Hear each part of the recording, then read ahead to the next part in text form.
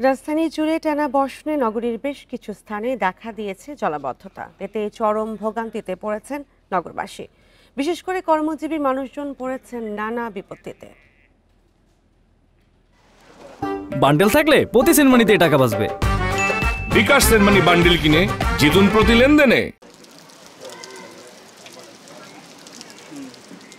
ঢাকায় টানা বৃষ্টি মানেই যেন ভোগান্তি। অল্প বৃষ্টিতেই রাজধানীর নিচু এলাকাগুলো দেখা দেয় জলাবদ্ধতা, আর টানা বৃষ্টিতে সেই দুর্ভোগ হয়ে ওঠে আরও প্রকট। রাতে যাত্রাবাড়ি, বাসাবো ও গোপীবাগ এলাকা ঘুরে দেখা গেছে অলিগলি থেকে শুরু করে প্রধান সড়ক পর্যন্ত জমেছে পানি।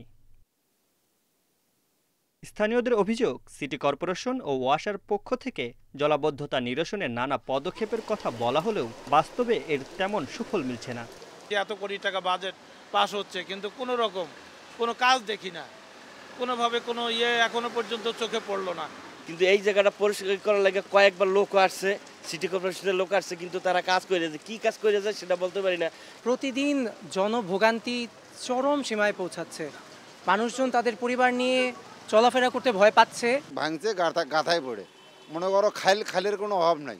এই গাড়িতে উড়ি ও গাড়ি যাচ্ছে, এই গাড়িতে উড়ি ও গাড়ি যাচ্ছে। জলাবদ্ধতার কারণে সড়কে প্রতিদিনই ঘটছে ছোট বড় দুর্ঘটনা। তাই সমস্যা নিরসনে দ্রুত ও কার্যকর সরকারি পদক্ষেপ চান তারা।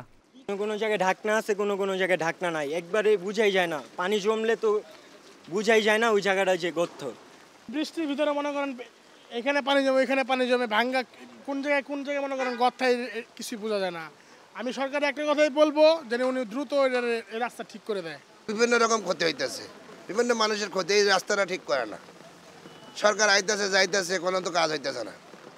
এটা যদি একটু সুদৃষ্টি দেয় তাহলে মনে করেন এই রাস্তাটা হয়। এদিকে আবহাওয়া অধিদপ্তর বলছে আগামী কয়েকদিন রাজধানীতে বৃষ্টি অব্যাহত থাকতে পারে।